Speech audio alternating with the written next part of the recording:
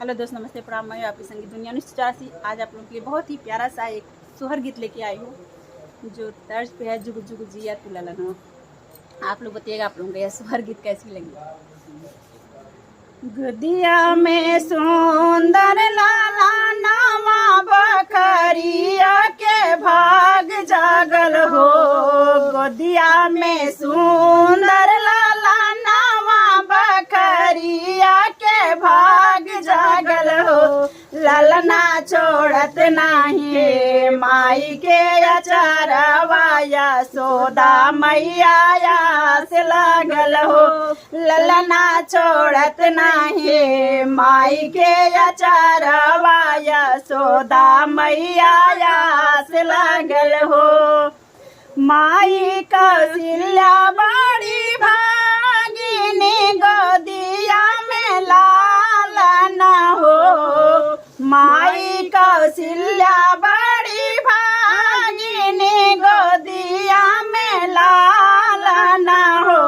हे राजा दशरथ गरे भगवान भजन लागे बाजन हो।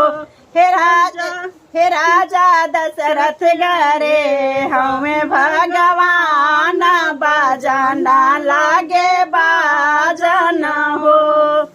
ललना छोड़त नाही माई के अचारवाया सोदा मैया से लागल हो। हे ललना छोड़त नहीं के माई के अचारवा सोदा मैया से लागल हो। देवकी के कोखिया में जाना में ना छात्र बड़ा पावन हो। देवकी के कोखिया में जाना में ना छात्र बड़ा पावन हो। बेड़ी हथावा के खोले भगवान कथैया दर्शन दिए हो।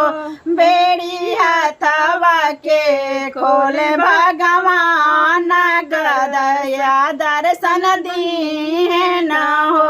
हे ललना छोड़त नाही माई के अचारवा बड़ा सुंदर हो।